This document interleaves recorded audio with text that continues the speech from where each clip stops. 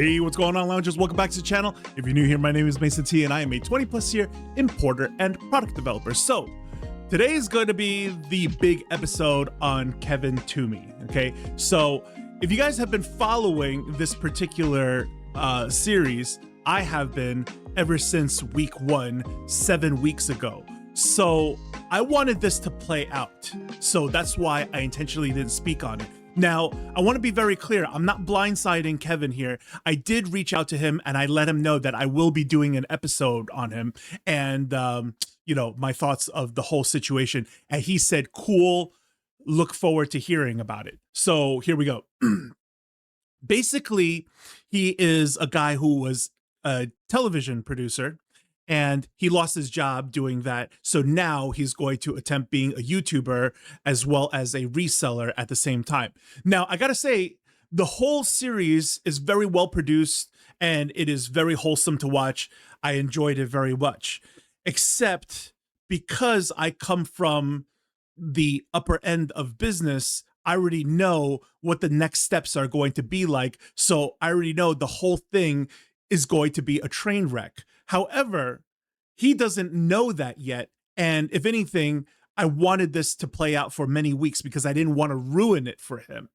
See, ultimately, his videos are really well produced. They're really, really well put together. It's not my job to watch your videos. It's your job to make your videos watchable, right? So you have to have proper lighting, proper equipment, proper sound to make your stuff watchable and have decent content of material put together. So he does all of that and he's very honest with what's going on because he doesn't know what's about to happen. So the whole thing, like the way it plays out, it's a very interesting watch. Now, I'm going to say this right at the beginning of this video, right?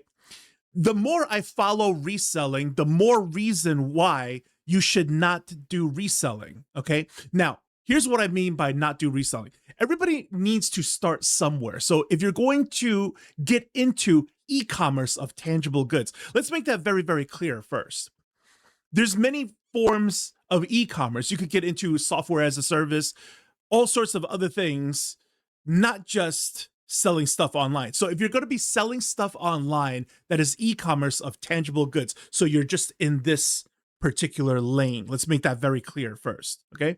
So in this lane, there's only so many paths that you could choose. And oftentimes people tell me that, you know, your way is not the only way. And I beg to differ because the problem is the other ways are not great. That's what the problem is. Once you start realizing that the other methods of doing e-com online are not very effective, now are you going to just be stubborn and stick with it and do it anyways? And this is exactly what's happening here and what's playing out. Now, I want to say this in the beginning, right? That like, I really hope for the best for Kevin, okay? I hope that he becomes a great YouTuber and he started to make like $4,000 or $5,000 in earnings every single month because of this reseller content and not so much because of reselling, because it's not going to happen. It's just not, all right? So if we look through a little bit of his videos over here, right? One of them, like that really bugged me, okay, because I didn't even know this myself, was him going to the bins, right? And I just want to play this for you guys a little bit. So you weigh that part? Yeah, weighs 8 tons. First experience in the bins, I actually had to kind of leave because, I mean, I was there for a while, several rotations of new bins, but I touched something that had cat dander on it or something, and I was sneezing like crazy in there. I don't know, is that something that happens? It's definitely. Okay, so I didn't know about the cat dander stuff, all right? And this is what I mean by rummaging through dirty bins. It's because I watch content like this and they're honest content, and this is what happened to him. And this is what happened to him on week 3. So I can't imagine other people who've been doing this for years just completely avoided this. There's no way. So over here, I want you to see that like this is week 7, and week 7, he's already into the burnout stage. So what does that tell you about this whole activity?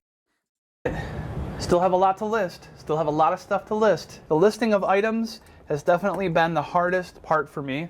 So yeah, and then I was staying up until like 4 a.m. every night or 3 a.m.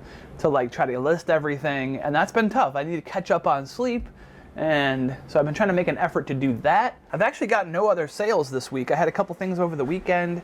Right now it's Wednesday. Haven't had any other sales, probably because I'm not listing enough. And that's it. Also, my daughter was a little sick too, so we've all kind of been feeling Life gets in the way. like we need our rest, and it's been snowing a lot. I'm kind of having to slow down a little bit on the sourcing, just a little bit, because I haven't gone to the bins yet this week because I have a lot of stuff to list, and I need to be disciplined about like, okay, well, if you have a window, sit down and list stuff. I do feel like I have to confess to you all that I do feel like I've been in a little bit of a rut this week. Why? For making these videos, I always try to think of like what's actually happening in my life, what good thing is happening, what hard thing is happening, and I'm just trying to be honest about where I'm at in my journey and share that in each video, and try to think of a unique lens to see each week, each video through. Today I was thinking about what is this week's lens, and all that I could come up with so far, and it's the honest truth, is just that just the motivation and the struggle a little bit this week is becoming a real thing. And now I'm kind of feeling a little under the weather. But yeah, this is just me being real with you guys. The eBay sales have sort of dramatically slowed down this week. And I just, this like itching thing in the back of my head is like, you gotta list, you gotta list, you gotta list. And I just haven't been able to do it. Case in point, I have this Sony, and I want to list this. However, there's like home movies that I want to digitize with this. My wife has some home movies that was shot on this format that I want to digitize, and tapes that this thing came with that I wanted to digitize. And I've been sitting on this, and I'm like, this is like a $100 camera, and I ordered a S-video cable so that I could use it for this. I want to get the ball rolling on this. Sometimes you just gotta do one thing, Sometimes that's the easy part. It's like, just do one thing. Maybe I can't get everything that I have in my death pile listed tonight. Bear with me. But maybe I can do one thing. And this one thing is fun. There it is. Okay. That's the point. That's the point of all this, all right? I want to digitize these movies, and then this thing is fun, and then thrifting is fun. That's the problem with this thing. So when I make the argument that this is a hobby, how is this not a hobby? The priority here is fun. Even in his first episodes, he talks about the thrill of the hunt. If you're prioritizing thrill, then you're going to get entertainment-like results. And this is exactly what's happening here. Thank goodness there are platforms such as YouTube so that he could at least monetize this content. But my point is that as we watch more and more reseller content, again, it is all the reason why you should not be doing this. Now, I want to help out Kevin over here, and I want to help out other people, but all of this is not as viable as people think that it is. Can you make a couple of bucks? Sure. So that is where the disconnect is, right? Does reselling work? Yes or no? If I had to testify, does reselling work? Yes or no? I'm going to say yes. And then you're going to be left to it on your own, trying to figure out how to make this thing work really well. Because all I said was yes. I didn't say it works well. That's exactly what the problem, and that's what nobody's talking about. Nobody wants to admit to that. The only few methods that I've ever seen that actually work well, I'm going to share it with you guys. I'm going to share it with you too, Kevin. So de novo flips. De novo flips is a gem hunting method. Okay. So the problem is that you are going out and about and trying to find whatever comes your way. This is the BOLO method, be on the lookout method, right? I think this might be good. I think that might be good. It's holiday season. Let me go get Frosty the Snowman on VHS. Like, you did all that stuff. And this is just what? Ultimately, still a lot of blind shooting. Well, I suppose the risk is minimal because I only paid 50 cents per VHS, et cetera, right? This is what de novo does, right? He flips the whole system the other way around. Instead of I go out and then find what's there, I use Facebook Marketplace and then I set the radius really, really wide. So I cast a really, really wide net and I make sure I research what all the top flipping items are of high ASP. That way it's worth my time to do and it's not going to be sitting on my shelf for too long. Everything that de novo gets flips in under 72 hours. This guy is an anesthesiologist in his day job, and he literally does this just for funsies on the side. His Flipwise back end shows that he has done $15,000 in profit over the course of 40 days doing this for fun on the side. Literally, this is a hobby for him, and he makes that very, very clear. So his method is so effective that it is genuinely effective. And I have said this in the past in many of my criticisms, where the problem with effective strategy is that it is universally gatekept on the internet. So when he said this, immediately the calculations went through my mind. I'm like, why are you giving the baby away? What are you doing? If you share this, your wells are going to dry up ASAP, because many of what he's doing, right, it's not just the process that he shares, but he also talks about exactly what the BOLO items, what the BOLO gems are. And he, I did a video on him myself, right? So this was the video that I did on him. And, I don't make clickbaity types of thumbnails. This is 100% STR method, and it is absolutely true. And here he explains, like, one of the main items that he sells are these Nest cameras. He sells so many Nest cameras. He is the Nest camera guy. And the Nest cameras is something, whether it's Gen 1 or Gen 2, is something that doesn't sit on the shelf for more than 72 hours ever. And he buys them for like anywhere between like $100, $150, and then he sells it for $250 to $450, depending on how many cameras are in a certain pack. So every sale that he does flips for $100 to $150. So while Kevin is doing all of these small, like, LL Bean and Carhartt or whatever, and then in between each sale, he gets anywhere between like, $10, $20, usually around $10. Well, if it's around $10, then making $100, you got to do this 10 times. He only has to do this once every day to get the equivalent output that Kevin is doing. And he's sitting at home just using Facebook Marketplace to source this stuff. Now, the thing is that he shares that the caveat of what he's doing is, number one, he had to train his Facebook Marketplace account's algorithm in order to be on the lookout and keep suggesting things like Nest cameras, Fluke meters, Nintendo DS, all the stuff that sells for high ASP and flips very fast. He doesn't just sell like any Pokemon cartridge, only certain ones that he knows goes for very, very high. So the other thing is that he finds a lot of sellers who don't want to be bothered with mailing anything to anyone. They're local pickup only. So this is what the difficulty is. So he created a whole standard operating procedure around this, where he has a whole, flow chart of what to do when these sellers, they don't want to ship stuff out. He uses things like Task Rapids. He would sweeten the deal, and then he would have like, literal scripts and macros that he would copy and paste over to them to start slowly raising the price until he could get them, finagle them in a way so that he has the product on hand, and has the product on hand with very good margins, and then instantly flip it back on eBay again. So basically, when he does this seriously, he only does like maybe like, 2 or 3 sales a day, but his 2 or 3 sales a day is $150 a pop.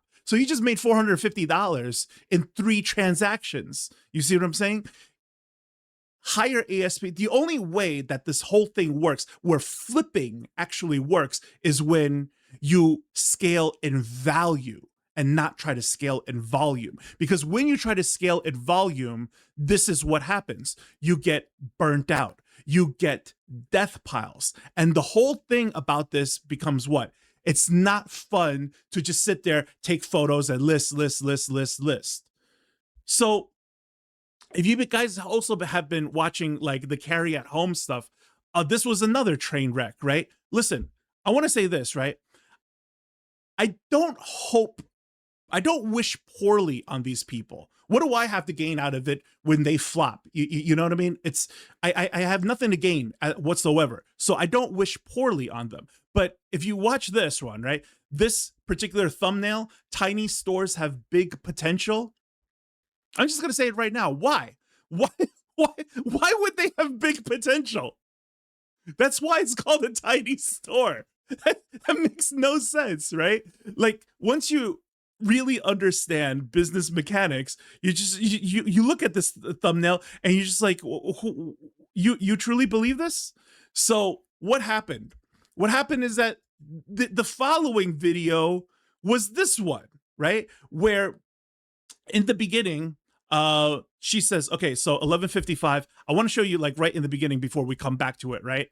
I'm starting a one-item eBay store. I want to test the limits on a small store to see how successful it can be by listing one quality item a day. I started this with a goal of finding 10 quality items to put up on my store. I did find those 10 items and have successfully listed one a day. I actually ended up buying 13 items, 65 in the red, and from the sales this week, they brought in $155 in profit. I purchased $142 in inventory, leaving us $68.18 in the red. Still, 2 weeks in a row, I'm still in the red. I really hope this is not becoming a series of watch me lose money week over week and just forever be in debt and cripple our family's future. This is what I mean, right? Like it's not me, guys. I'm not making this up. This has become a clown show, right? Like, yes. At what point did suddenly, business channels just become entertainment channels now? And that's what's going on here. So when I make my channel, what am I doing? What am I talking about? It's just for the demographic of people who are actually looking for something effective. For the rest of you guys who are truly just watching this for the train wreck that it is, yeah, I get it. I'm watching it alongside of you. But for those of you who really want to learn what is the truth about all this stuff, and should you or should you not get into it, and if you do, what are the pitfalls, then that's what I teach on Sundays. So I want to show you this other video that I found, right? This is from ADHD Dave. This is one of the guys from the Trash to Cash podcast, right? And what this lady had to say. Now, I want to full disclosure to Dave, right? This is the first video that I've ever seen of ADHD Dave, and the thumbnail caught my attention right away, and I just wanted to hear why. Yeah, that's what I've sold since on eBay since '97. Wow. And I'm Morning. I started 2003. She started 97. Holy. If I recall correctly, I think eBay started 95. I am burned out. I want out of it. I get it. It's the shipping and It's the... not so much the shipping. I had 4 people working for me at one time. Oh, really? Do you have change? And how much do I need? $10 back. Hours. Yeah. 4 people working for you? Yeah. Wow. Full time at one time. Sun's in my eyes. What? Sun's in my eyes now. Yeah. There's $10. We just went scuba the other week. Yeah. Did you? I have truthfully another one. Okay, so, I really wanted to hear more of the story. And then she said, I had 4 people working under me. And Dave's like, oh, 4 people working under you? Sun's in my eyes. Changes the subject. They never come back to it. Just like, wait. I wanted to hear more of what she had to say. I mean, why even put this in the beginning of the video? I've sold since on eBay since '97. Wow. And I'm burned out. I want out of it. And just to cut her off like later on, I thought that was the whole highlight of the video. What happened, Dave? Anyways, I really want to hear the rest of her story and how she went from 4 employees, clearly, making enough revenue to be successful, and then just saying, I'm burnt out, I'm done, I'm sick of this, and now you're standing in tall grass with a couple of folding tables, just trying to get rid of everything. So I want you to see what happens over here, right? With what De Novo had to say about traditional reselling, right? The benefits of buying in-demand items that sell quickly cannot be overstated. It's crucial that you stick to high average sale price, in-demand items with high sell-through rates so that you don't end up with the dreaded death pile. Imagine being one of these people desperately trying to liquidate your eBay inventory on Facebook Marketplace for pennies on the dollar. If you keep buying cheap trinkets that you find at garage sales, estate sales, and thrift stores, you'll end up doing a ton of work for what probably is going to amount to minimum wage. You got to read this listing, right? It says, selling my eBay inventory over 2,000 items. Husband says, sell it all. Need our shed back. My loss, your gain. I have a lot of stuff from clothes to collective antiques and then some. And then I had people in my comments, right? I remember Jake Day said this. He goes, if I saw that listing, I would undercut her again for pennies on the dollar. And I would offer her just a couple of $100 for the whole thing because you'd already know that she's struggling. And then he would just capitalize even further and cutthroat even further. Okay. This is what happens in this whole game. Yeah. You know, look, it doesn't matter how you try to slice this, okay? You guys are performing a task, okay, that you already know you can't get more of it from the get-go. So in the Carry at Home series, right, for this particular one, what ended up happening is that she found one gem, one score, a Lego set that sold for like, 140 something, 150 something, whatever, right? And it put her in the green for like 2 seconds and then immediately back into the red. So what are we doing here? Tiny stores have big potential. In what world, in what universe has this ever happened, right? Because the business is a furnace. It constantly needs steady logs to come in or the flame goes out very easily. That's the easiest way that I could put it. So when people go ahead and start talking about like how reselling works, yada, yada, yada, right? The problem is what? How well does it work? So that's like saying that walking works. Yeah, walking will get you from point A to point B. Is that the best use of your time? Is the most efficient? Are there better ways? You could choose to walk. Yeah, but if I do a lot of walking, my legs get stronger. Yes, you can. And then you could go from walking to running. Yes. And then eventually, how fast can you run? That's the question, right? Like you already know you're going to hit a certain ceiling. And when you hit that ceiling, before you even hit that ceiling, you are what? Here in the burnout section, right?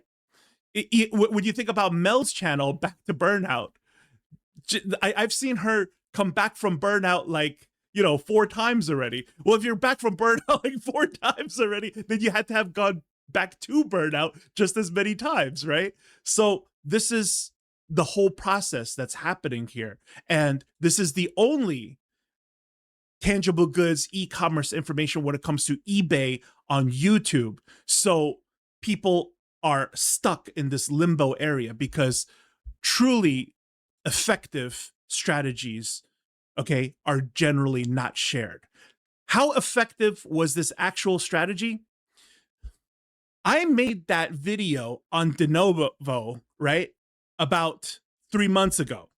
De Novo has not made a video in 3 months afterwards because after I said what I said, he was at like less than 2,000 subscribers. He's at 3,700. That's how many subscribers I sent over to his channel to go learn this stuff because I told my subscribers this is genuinely effective method. Now, here's what you need to do in order to get out of the congestion, right? You can't do Nest cameras, you can't do fluke meters, you can't do the Nintendo DS, which is the BOLO stuff that he mentioned. So you got to think about what are some other gems that you could find and then train your algorithm to do that, because the system that he has is that he put together some kind of a gem finding system. So imagine instead of going out to do this reselling stuff and then going to these disgusting dirty bins, you figured out a way to just figure out where the gems are and then just mine that from home. Now reselling could be worth your time for the short period of time. Now, it's not that I don't recommend reselling. I don't recommend reselling long term. Let's get that crystal clear.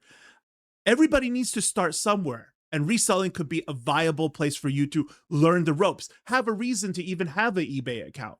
Yes, absolutely. Does it work? Yes, absolutely.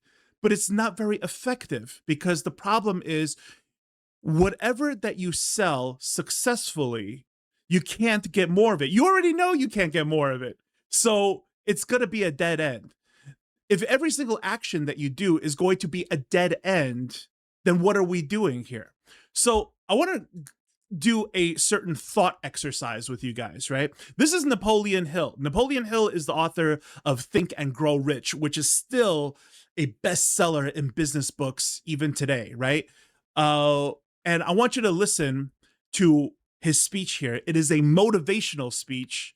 Bear with me. We're going to listen to it for just 1 minute, and I'm going to make my point right afterwards.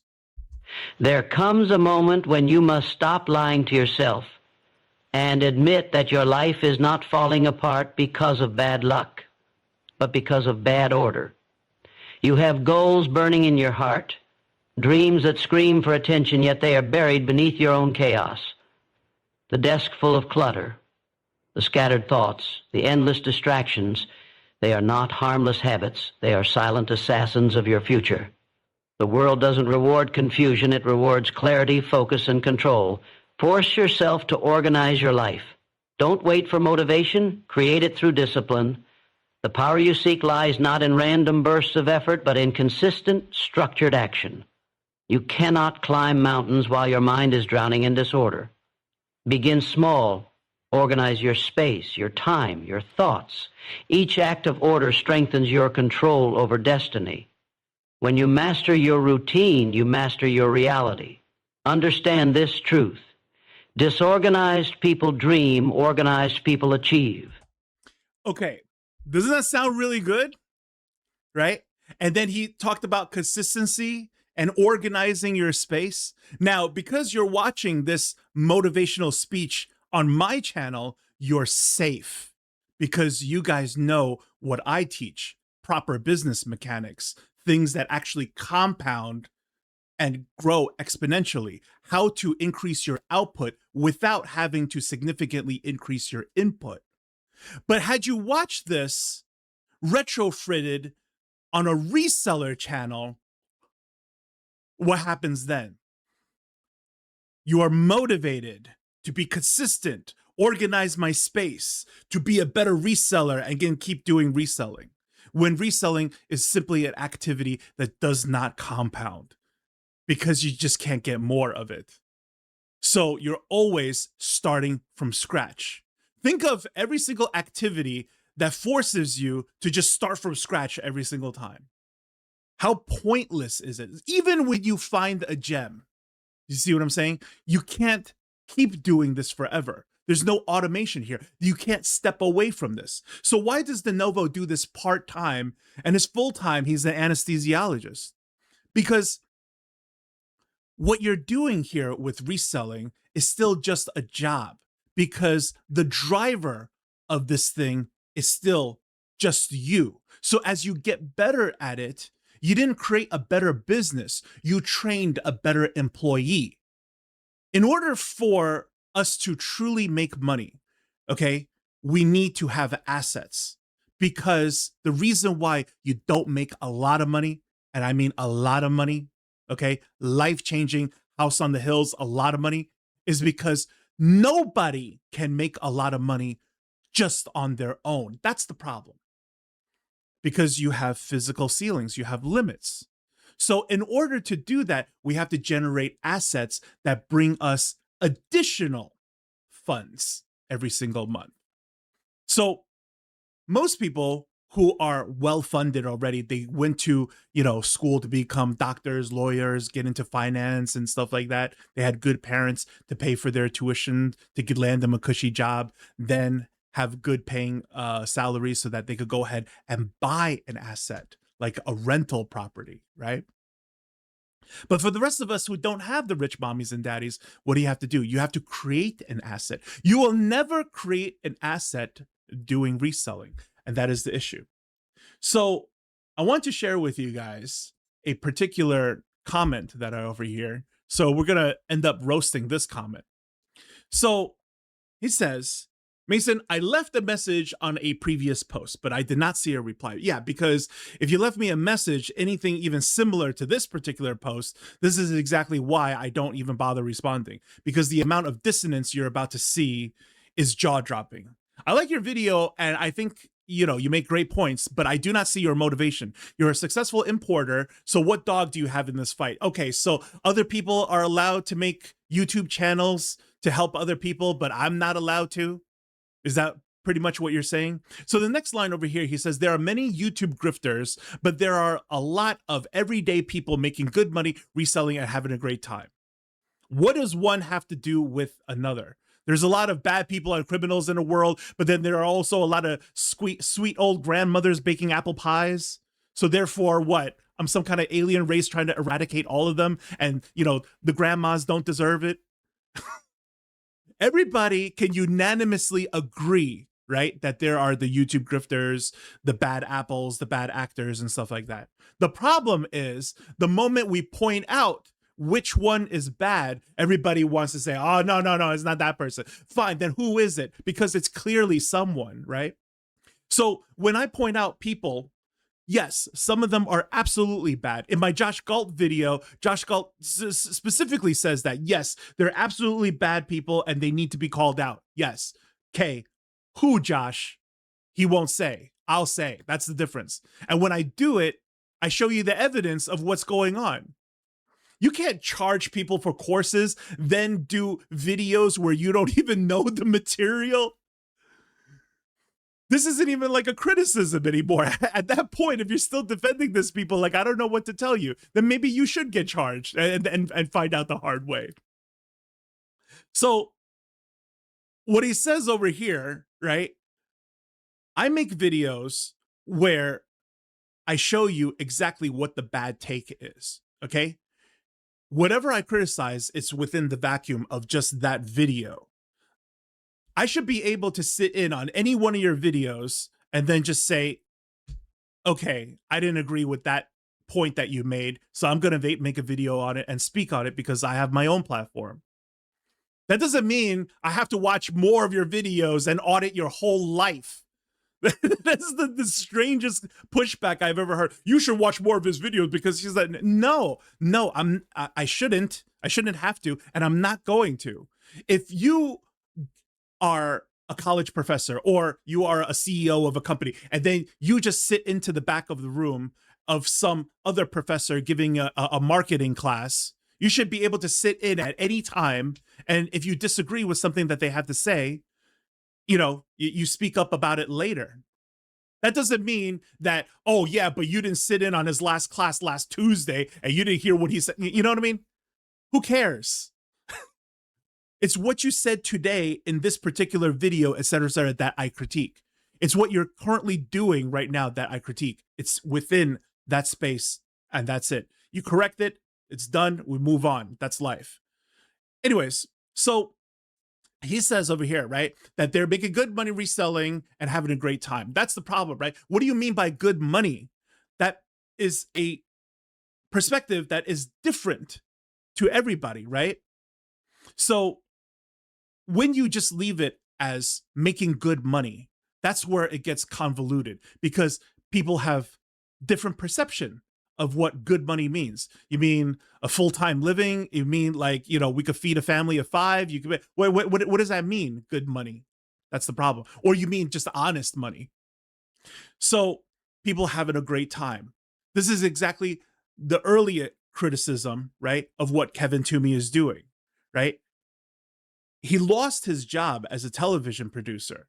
So this is what he's doing instead. But the priority doesn't really seem to be about effective results to get good money, right? That's not what's happening here, because you're still talking about like, hey, I want to do this. I think this is pretty cool. This part is not fun. And then the hard part, the grind part, right, is the death pile stuff, and nobody wants to do that. And that's the absolute truth, sure. When you think of the activity that you're doing, right? The whole operation of what you're doing and how it's a grind. Let me ask you guys something, right? Grind.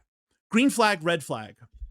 Red flag, right? It's got to be a red flag because other people who have mastery in what they're doing and doing it very well, they've never described it as a grind.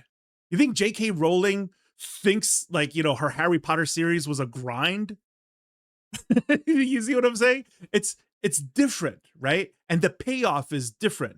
So when you're doing something that has significant payoff for what you're doing, it's well worth it. You don't describe that as a grind. You just describe that as, look, these are the prerequisites of what needs to be done. So he says, I've been a reseller for over 20 years. I'm going to be honest right now, being a reseller for over 20 years is not a badge of honor. Okay, because you are still in the beginner stages of e-commerce dealing in tangible goods. There's something wrong here, right? You need to level up the vessel, the business. You have to become a better business owner, a better business person, have a better business, not just better at reselling. Better at reselling would just be slamming on the gas while still being in first gear. Like you're just going out first gear harder. So he says, no, it was not my primary income. You got me. Okay. But I did manage to buy 3 rental properties that are now paid off as I reach retirement. Not one penny was spent on the properties from my day job. Okay. So here's the thing, right? You have the day job. So this would be the equivalent of Kevin Toomey still having his day job as a television producer and still having enough time to do reselling on the side. And therefore he could save every single penny and the proceeds goes to buying 3 rental properties. But the issue is that if you didn't have that primary income, your overhead would eat your profits alive and you will never make it to those 3 rental properties. That's the issue. And when you talk about these rental properties, what is that? This is exactly what I preach. A repeatable business model. Because it's very important that we could do something repeatable and retain the success. I successfully was able to rent out this space, and then I signed a 1-year, 3-year, 5-year lease, and then I've locked it in for that amount of time. End of story. Hopefully you got into commercial rental property because then, it's squatter proof. So instead of telling sellers to go back to school, even though I have a PhD and an obvious believer in education, the reason why I said that in this particular video, this was a comment off of the Cosmic Heather video, is because Cosmic Heather ended up from 2014 to 2015, never really making any life-changing money. So my suggestion was that had you known that 11 years was going to go by, probably should have just, went back to school for another degree and then change career paths. That's only under the premise of had you known. So he's saying over here, right, that you should be explaining how to manage inventory parking, you mean storage, by investing in real estate or some other creative answers. Yeah, but the real estate that you invested in was the rental properties that should be rented out to other people. So how would you use it for personal storage? Like, think before you speak, man. Some other creative answers. Maybe you should come up with some creative answers because clearly this makes no sense. My biggest criticism about the inventory stuff, right? The storage stuff is that most people who are doing reselling, and that's a very big most, when you see it, it's all over their YouTube channels, that they're all subsidizing the space with their own home. It's in a garage. It's in a basement. It's a dedicated bedroom, something, right? They're building sheds in their backyards to try to create more room, and they're subsidizing it themselves. And if you ask them honestly, could your business stand without you subsidizing for this? And the answer is no.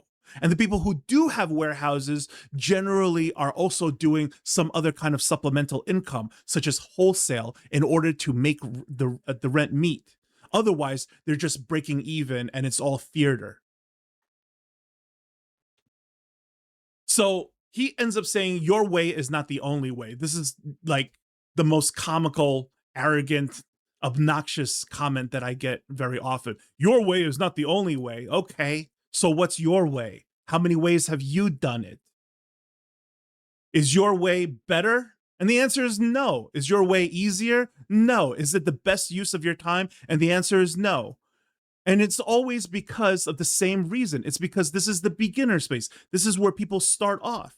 So when you start off here, if you're very limited, reselling is a 4-ingredient sandwich, sourcing, processing, listing, shipping, right? When you really think about it, it's what? Like bacon, egg, cheese, and a biscuit. It's basically the Egg McMuffin of e-commerce. It's too simplistic. So therefore, your options become very limited. And when your options are limited, you can't get fancy with it. You can't do much. So therefore, you're not going to get much out of it other than a lot of empty promises and supposed fun out of the thrill of the hunt.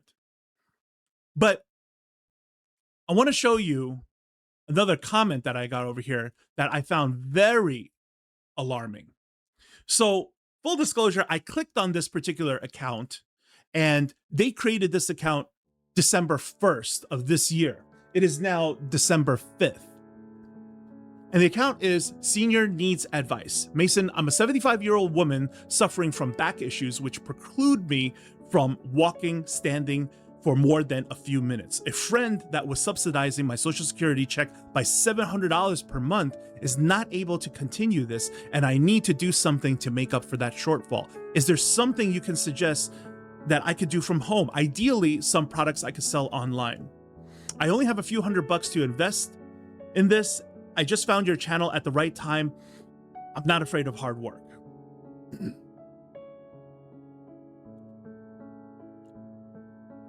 This is the business channel. We can't coddle people's feelings. We have to be very honest and tell them the truth of what's happening.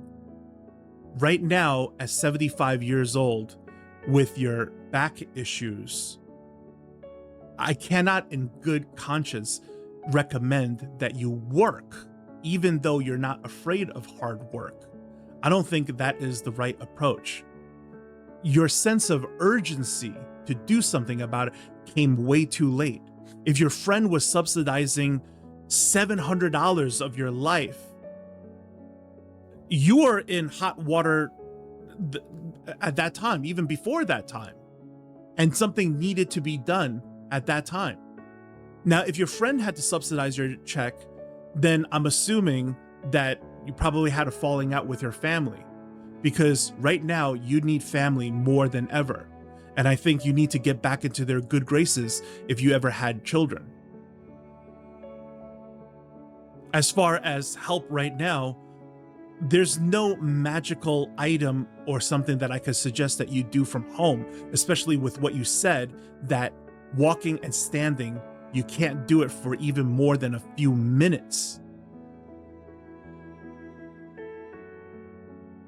So I think the correct course of action is that you need to look into help, government subsidies, whatever you qualify for. Use your ChatGPTs, Google, everything. I don't know enough about that stuff, but I do know that our country generally does not allow our citizens to just perish. So call up your local state representative, something, anything, find out more information.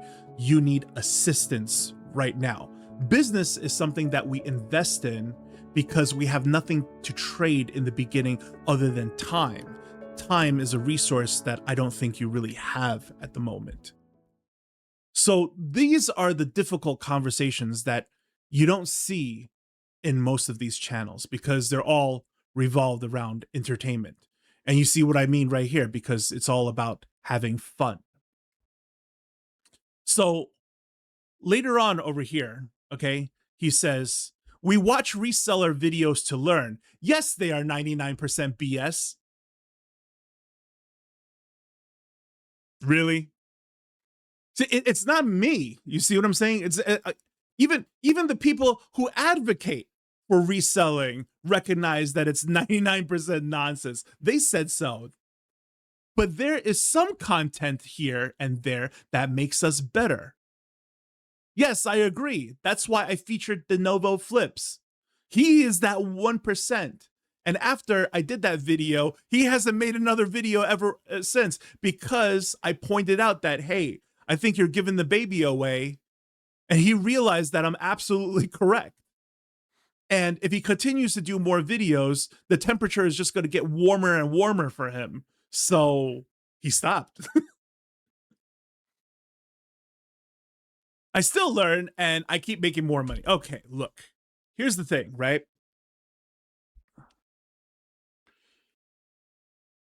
I don't watch videos to learn when I already know that 99% of it is nonsense. Like, what am I trying to achieve here? Am I trying to solve like a cold case murder or something where it's that 1% of evidence that's going to help me crack the case?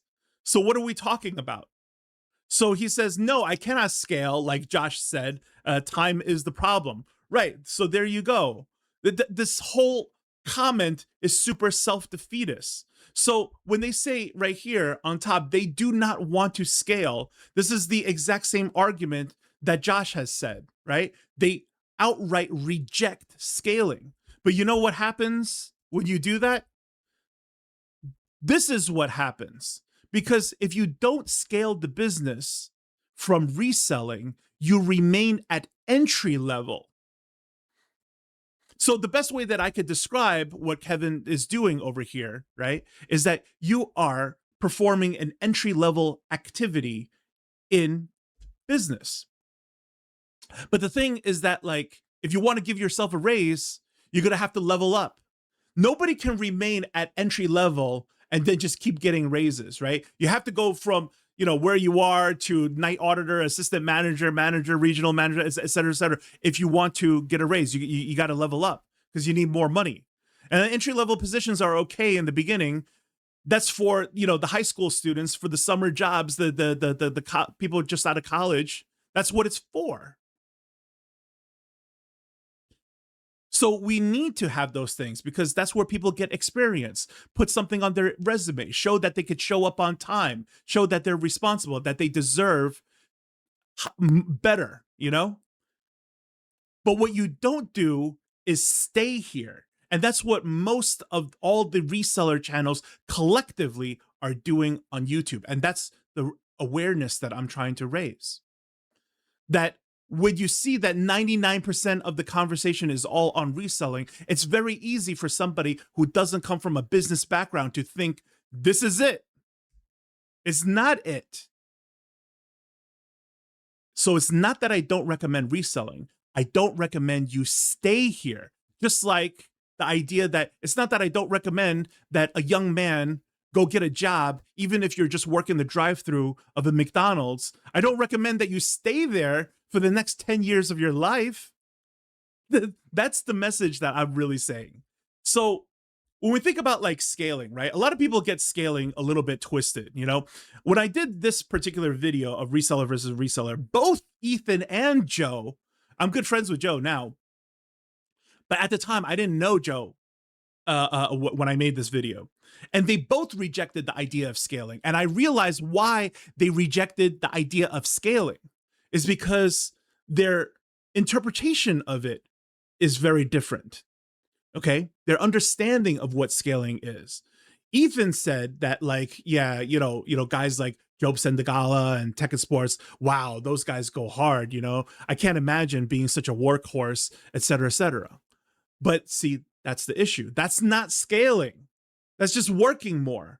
Imagine taking on like 2 or 3 jobs or working longer hours into overtime and calling that scaling. That's not what scaling is. That's just you working more. The input and the output is still 1-to-1. Joe, on the other hand, said, yeah, I know what you mean. Because, you know, I had this food truck business and then we hired more employees and there was more equipment to manage and it started to get more chaotic. I really don't want to go through that again. Yes, he was going through a scaling process. However, what Joe is doing right now, instead of going to thrift stores and getting stuff one by one, he decided to call up vendors, right? Just cold call. Just Google is your best friend. Just started searching, calling whatever he could do. Hi, my name is Joe. Do you have et cetera, just over and over again, right? Real thick skin about it. And it has paid off. He has now developed a whole bunch of vendor contacts to help keep his listings alive. And now the man is actually running a business with actual algorithmic support on eBay.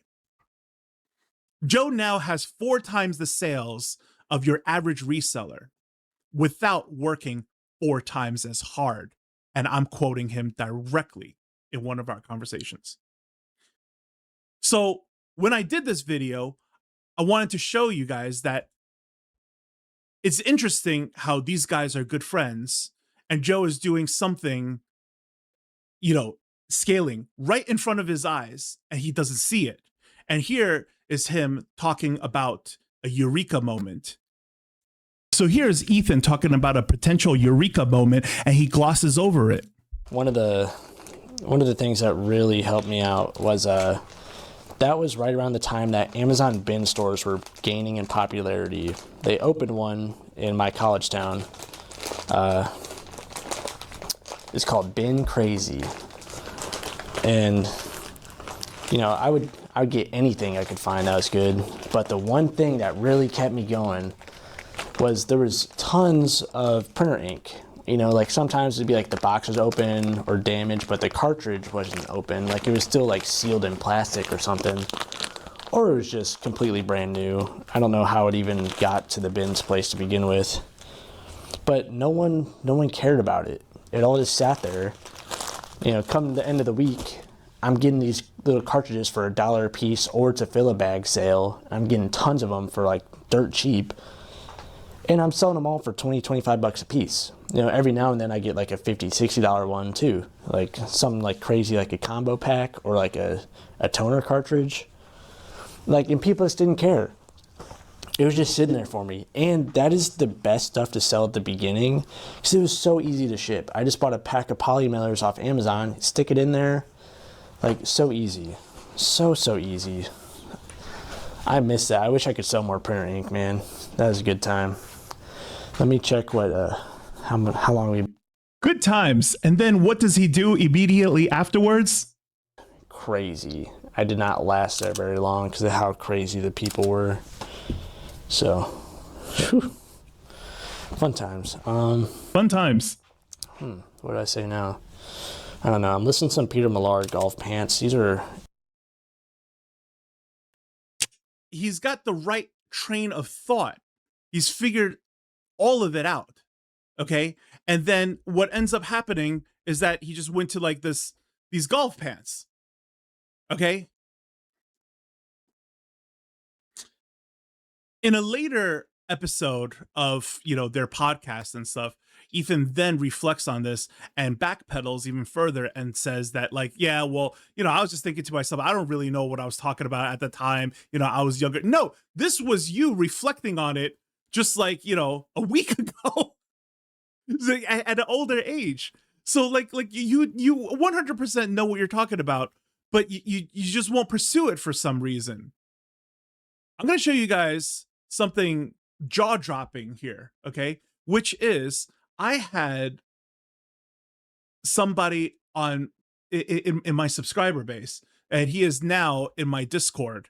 And I'm going to share with you guys this particular thing right here. And I'm going to blow it up a little bit bigger for you guys to see, okay? Now, this is a screenshot from my Discord. I cut out the portion where he kind of mentions exactly where he got it because I don't want to give that away because, you know, that's his baby. But you can see over here, he's got a whole bunch of printer cartridges directly inspired from this particular video, okay? And then over here, he also found a whole bunch of Cisco cameras as well. So this is a score for him.